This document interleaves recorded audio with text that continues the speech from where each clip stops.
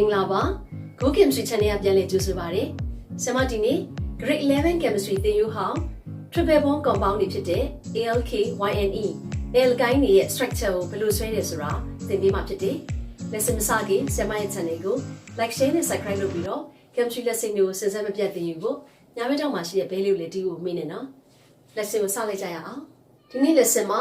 Triple bond compound တွေကို structure ဆွဲပါမယ်။ရှေ့ရ lesson နှစ်ခုမှာလည်းဆရာမ single bond ရဲ့ double bond ရဲ့ကိုလည်း structure ဘယ်လိုဆွဲရဆိုတာသင်ထားပြီးသားဖြစ်လို့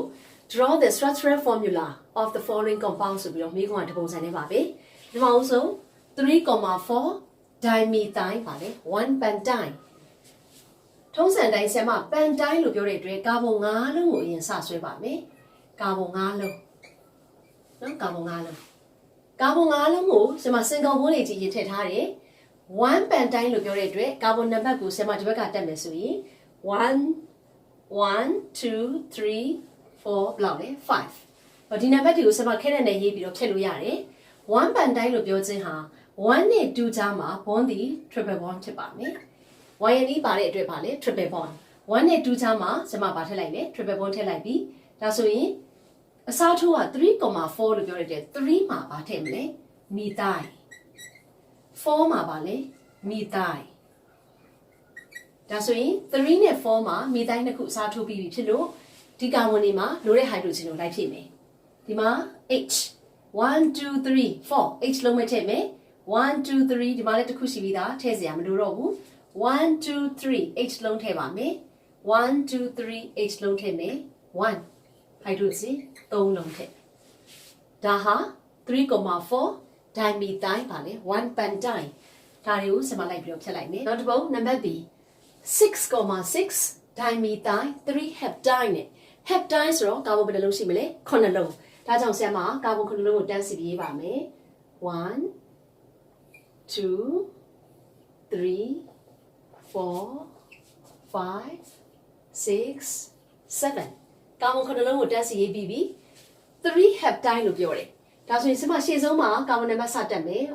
2 3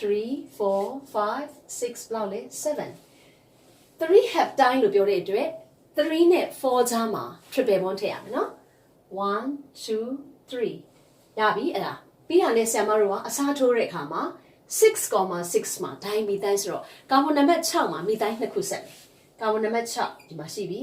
ဒါလည်း CH3 နောက်ထပ်ဒီကာဗွန်6မှာလည်း CH3 အဲ့တော့ကျန်တဲ့နံပါတ်တွေရှုပ်မှာဆိုလို့ဆရာမဖြတ်လိုက်ပြီဒီလိုအစားထိုးပြီးဆိုလို့ရှိရင်ဖြတ်လိုက်ပြီကျန်တာအားလုံးပါလိုက်ထည့်ရုံပဲလေ hydrogen ထည့်မယ်နော် hydrogen ထည့်ရအောင်ဒါကို CH3 4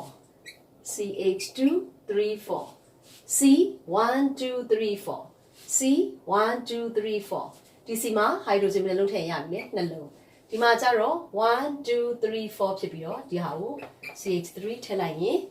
ဆရာမတို့ 6,6 dimethyl 3 heptine ဆိုတဲ့ structure ကိုရပါပြီ number C 2 butane 2 butane လို့ပြောတဲ့အတွက်လွဲပါတယ် bu ဆိုတာကာဗွန်ဘယ်နှလုံးလဲ4လုံး2 butane လို့ပြောတဲ့အတွက် triple bond ဟာကာဗွန် number 2နဲ့3ကြားမှာ triple bond ထည့်လိုက်ရင်ရပါပြီအဲ့တော့ကျွန်တော်တို့ဆွဲရအောင်1 2 3 4เนาะကာဗွန်4လုံးရေးလိုက်တယ် bu 2 butane လို့ပြောခြင်းဟာကာဗွန် number 2နဲ့3ကြားမှာ triple bond ထည့်မယ်အဲ့တော့ဆရာမဘယ်ဘက်ကပဲရေးရေးအတူတူပဲ1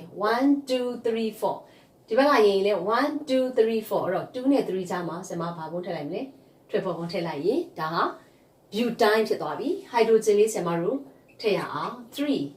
1 2 3 4 1 2 3 4 hydrogen ထည့်စရာမလိုဘူးဒီမှာလဲ3เนาะဒါဟာ2 butane ရဲ့ structure ပါ number D နံပါတ် D က5 ethyl 4 methyl နဲ့2 heptine heptine ဆိုတော့ကာဗွန်ဘယ်နှလုံးရှိမလဲကာဗွန်9လုံးရှိမယ်ဒါကြောင့်ကာဗွန်စစ်တမ်းကိုအရင်စရေးပါမယ်1 2 3 4 5 6 7เนาะကာဗွန်9လုံးရေးလိုက်ပြီ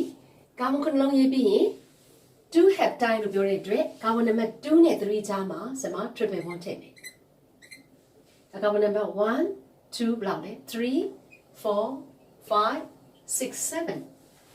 5 ethyl လို့ပြောတယ်အဲ့တော့ဆရာမကာဗွန်နံပါတ်5မှာ ethyl ဆက် ethyl ဆိုတာ CH2 CH3 ဒါက ethyl 4 methyl လို့ပြောတဲ့အတွက်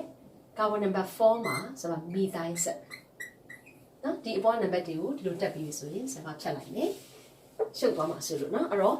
carbon number 1 2 3 2နဲ့3ကြားမှာ triple bond 5မှာ ethyl CH2 CH3 4မှာ methyl လောက်လေ CH3 ကျန်တာတွေအားလုံး hydrogen ဖြစ်မယ်နော်ဒီမှာ4ခုဖြည့်စရာမလိုဘူးဒီမှာ4ခုဖြည့်စရာမလိုဘူးဒီမှာ3ခုဆိုတော့ H ဒီမှာ3ခုဆိုတော့ H ဒီမှာ2ခုပဲရှိတဲ့အတွက်ဆရာမ hydrogen နှလုံးထည့်ပါမယ်ဒါနောက်ဆုံးကတော့ CH3 နော်ဒါဆိုရင်5 ethyl 4 methyl 2 heptane ဆိုတဲ့ structure ကိုရပါပြီ